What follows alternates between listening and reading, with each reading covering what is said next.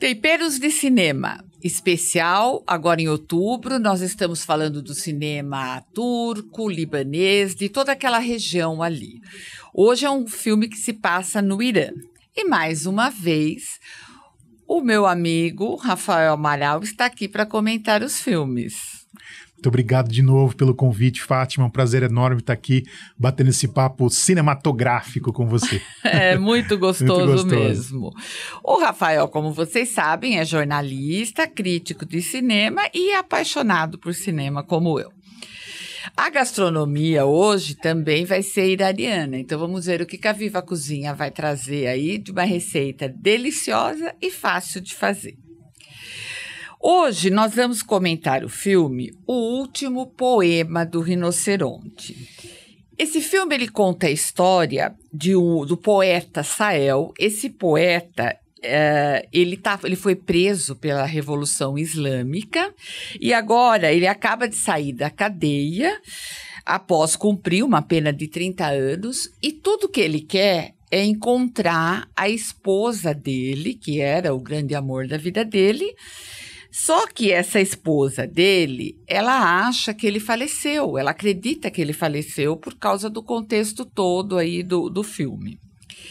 Esse é um filme que se passa num momento muito importante, muito decisivo na história do Irã. E ele tem uma estética, assim, cheia de poesia, de simbolismo, né? Ele tem uma fotografia excelente, um roteiro dele que não é nada linear, é alinear totalmente, né? E essa fotografia dele faz dele, assim, um espetáculo visual. É um filme muito bonito de se ver, né?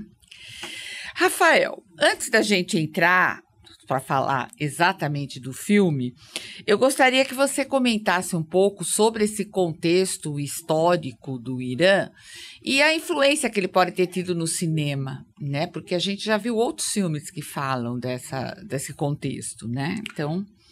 Sem dúvida, o contexto histórico é importante, até porque a gente sabe que os filmes que foram feitos antes da Revolução Islâmica, eles são diferentes, né? Eu já tive a oportunidade de assistir alguns filmes anteriores à Revolução Islâmica.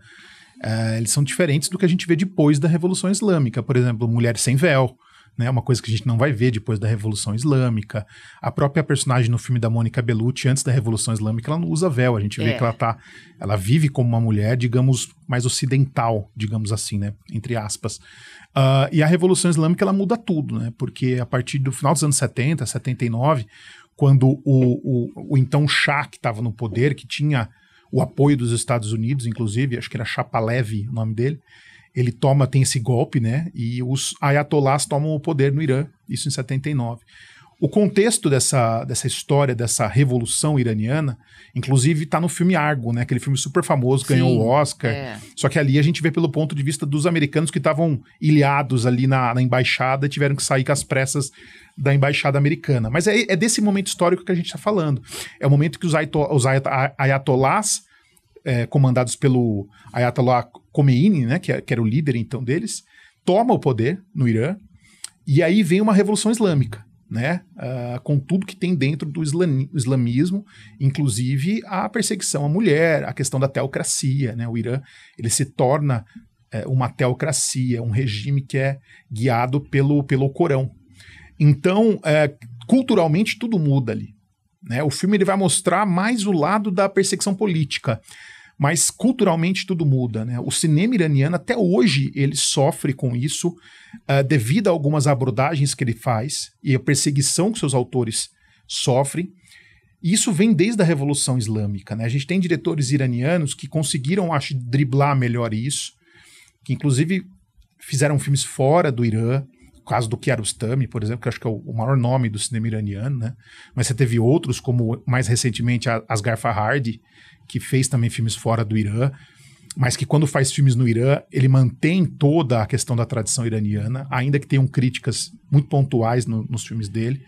E eu acho que tem o grande nome, que é o diretor que vai bater de frente com o sistema, que foi preso, que é condenado inclusive para se manter em um regime de prisão residencial, que é o Jafar Panahi. Né? Esse é o grande nome que vai bater de frente com o sistema iraniano. e fez vários filmes criticando o regime iraniano, mas tratando sempre não de uma maneira panfletária, mas sim de uma maneira muito humana, né, mostrando o cotidiano do Irã, como é você viver no Irã, né? Tem coisas que pra gente é absurdo, por exemplo, você imaginar que o Irã tem, por exemplo, e tem até hoje, uma chamada polícia dos bons costumes. Se você vê uma mulher sem o véu, por exemplo, essa polícia dos bons costumes vai pegar essa mulher, vai prender ela será até agredida, tem a condenação por pedrada, chicotada. Teve até morte há pouco tempo. Então, assim, são coisas que, pra gente que vive num regime democrático, é impensável, né? A gente imaginar uma coisa dessa. Mas isso até hoje ainda acontece no Irã. Então, tudo isso que tem, e isso vai ter um reflexo muito grande no cinema, em vários filmes, provém dessa Revolução Islâmica que aconteceu em 79. Esse filme, pontualmente, O Poema do Rinoceronte, ele é um filme que não foi feito no Irã. Né? Porque é impossível você fazer um filme desse no Irã. Eles filmaram fora do Irã, mas representando o Irã daquela época. As prisões, o sistema punitivo, e ele tem, como você disse, um visual que fala por si só, né? Uma fotografia que é muito presente. Então, basicamente, Fátima, do contexto histórico, o que eu posso dizer é isso. Né? É um regime fechado, é um regime teocrático, mas que paradoxalmente produz um dos melhores cinemas do mundo, né? Porque sai tanta coisa boa do Irã. Né? Tem muita coisa boa. Muita coisa boa, e você vê que dentro de uma ditadura mesmo, né? Esse filme, como eu disse logo no começo, e você também citou agora, ele tem um espetáculo visual, né? Ele é muito forte. Ele tem poucos diálogos e você vê, é muito mais visual. Você acha que a fotografia é o ponto alto desse filme? Eu diria que é um dos pontos altos aí. A fotografia, você vê que ela reproduz um mundo às sombras, né? É um mundo às sombras, um mundo que, ainda que o poeta ele tenha saído da prisão, ele ainda não conseguiu resolver esse problema com o passado dele. Por isso que a fotografia, independente do tempo que a gente está vendo, seja no tempo atual, em que 30 anos depois da prisão, ou seja no tempo passado, a fotografia ela vai manter os mesmos os tons acinzentados, um tom pastel, que reproduz um ambiente onde não tem a presença do sol, um ambiente fechado, úmido. Então ela passa essa ideia de morte mesmo, essa fotografia. Ela transmite essa ideia de um lugar que não é muito... que é um lugar insalubre mesmo, né? Eu acho que a fotografia ela transmite essa ideia de um ambiente insalubre para as pessoas viverem. E eu acho que ela tem várias soluções interessantes na fotografia, né? Você vê, por exemplo, em alguns momentos que a imagem é invertida, né? Os personagens são colocados de cabeça para baixo, né? A câmera ela vira, enquadramentos ousados, enfim, todo um trabalho com luz e sombras que é muito forte. E isso, claro, que tem um peso no filme, né? O filme ele tem toda uma representação especial por causa dessa fotografia, não tenha dúvida nenhuma. Eu também achei. É muito forte, né? Essa estética dele, cheia de simbolismo, esse roteiro assim totalmente não linear, né? Porque eu gosto muito de roteiro não linear, mas ele trabalha muito com isso nesse filme, né? Você acha que isso pode dificultar um pouco o entendimento do filme para quem gosta de um filme mais, de um cinema mais tradicional? Eu acho que não, mas eu já estou muito acostumado a ver filme com essa proposta, né? Mas eu acho que não. Eu acho que não vai tirar o brilho do filme, não vai impedir a pessoa a embarcar no filme. E eu digo mais, eu acho que se esse filme fosse contado de uma forma linear, cronológica, digamos assim, ele não teria o mesmo impacto. Porque é muito forte quando você vê o retorno do poeta, né? O cara que ficou preso durante 30 anos...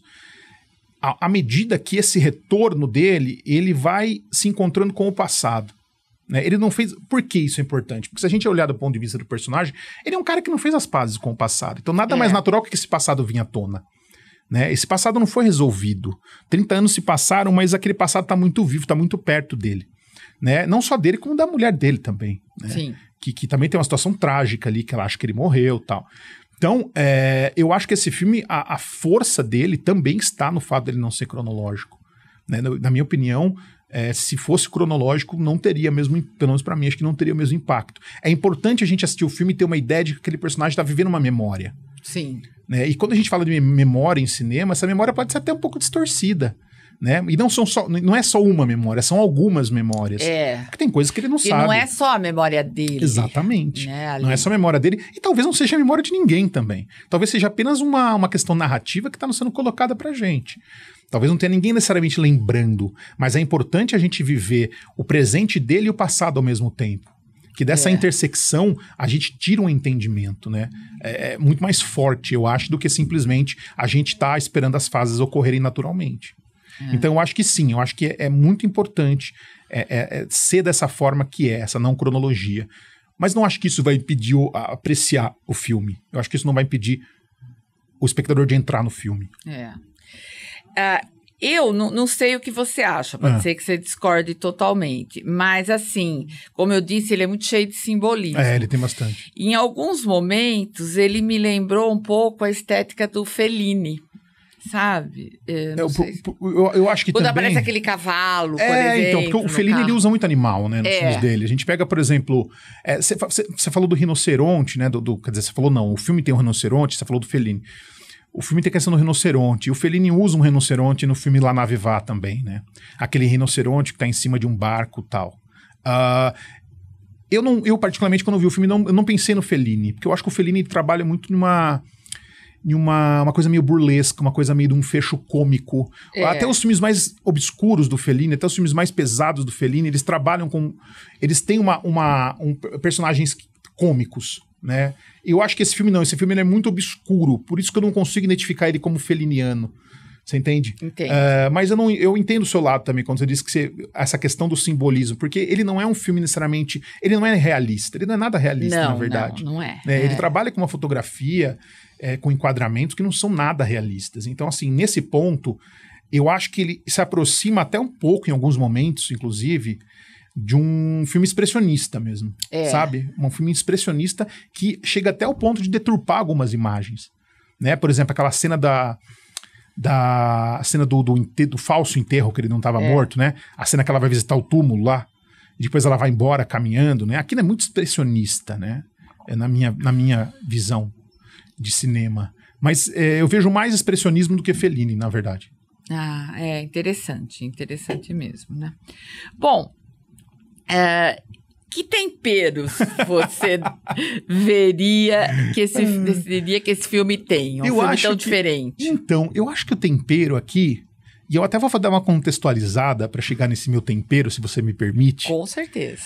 Eu acho que esse filme, ele tem uma questão muito interessante, porque ele mostra que em uma ditadura você tem dois polos, né? Você tem duas questões ali, dois homens que estão representando esses polos, que é o poeta e que é de um lado você tem o poeta e do lado você tem o carrasco, né? Sim. São duas figuras opostas, né? Então, o poeta, ele vive dentro de uma chave artística, de uma chave de poesia, uma outra vida. E o carrasco, ele vive dentro de um mundo em que aquela revolução islâmica vai servir ele muito bem, porque é ali que ele vai conseguir chegar ao poder. Esse cara, que é o carrasco, né? Ele é um personagem que antes de explodir a revolução, ele era motorista do poeta. Sim. Você veja que ironia, né? E quando vem a revolução, tudo muda no Irã e ele se torna uma figura de poder, o motorista. Então, levando em conta que a gente tem essas diferenças, esse abismo entre um poeta e um tirano, digamos assim, acho que mais com Carrasco um tirano. É um tirano mesmo. É uma figura, melhor, eu acho. Uma figura podre, né? Um tirano.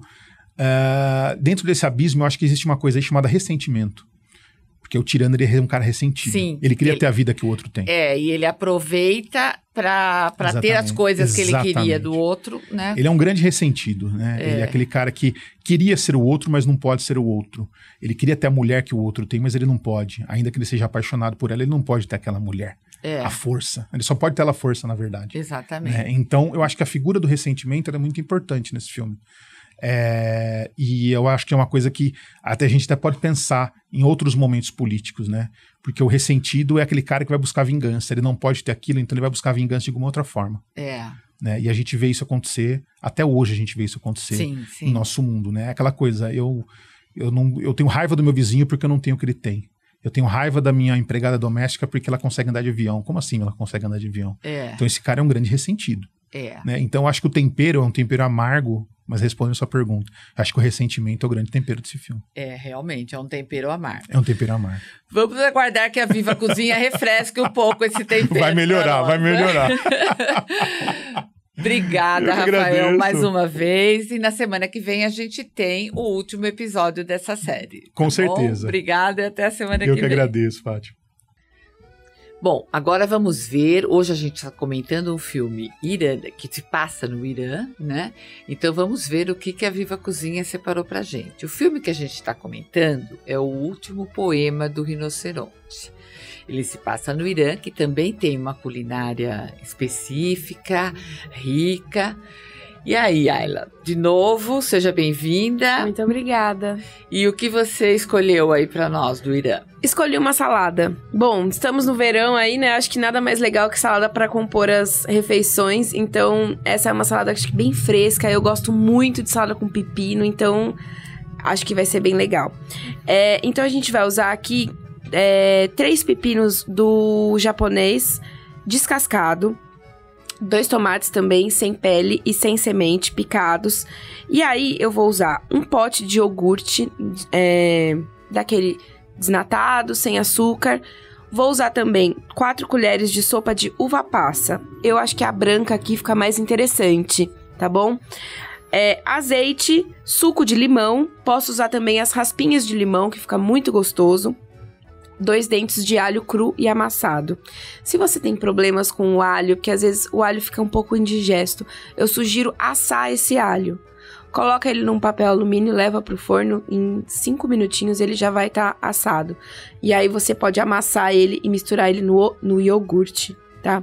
Acho que assim ele fica de um jeito mais suave na receita. Bom, tudo muito simples. A gente vai descascar o pepino, cortar ele em cubos. Os tomates também a gente vai descascar e cortar ele em cubos. É legal sempre manter o mesmo tamanho do tomate e do pepino para a receita ficar mais bonita depois de preparada.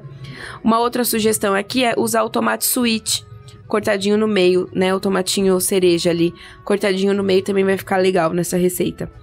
E aí, a gente vai misturar os ingredientes do molho, que vai ser o iogurte, o azeite, o alho, cru ou assado, aí vai da sua preferência, as folhas de hortelã.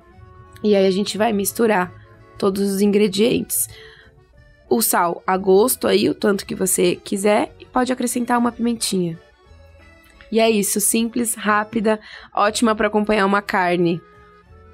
Essa saladinha. Essa saladinha deve ficar muito fresca, porque o iogurte é misturado nela, né? Sim, ela fica tipo uma salada de maionese ali, só que é o iogurte que vai dar essa liga nela, fica muito legal. Nossa, deve ser bem refrescante, bem gostosa. Sim, dá pra substituir também o iogurte pela coalhada, tá? Se quiser uma coisa com uma textura, pode ser uma coalhadinha seca ali, que vai estar mais grossinha, vai ficar uma delícia. Então, tamo aí, mais uma receita, uma salada iraniana pra gente provar aí, né? Então tá bom, obrigada mais uma vez. Muito obrigada, e até a Fátima. próxima semana. Até. Bom, essa foi mais uma receita da Viva Cozinha. Lembrando que você não precisa anotar nada, porque a receita está publicada no blog do Temperos, então tá tudo lá para você seguir. Siga a gente no YouTube, se inscreve no nosso canal, no Spotify, siga as redes sociais. E se você fizer a receita, manda uma foto pra gente, que daí a gente coloca no nosso Instagram e no Instagram da Viva Cozinha. Até a próxima semana.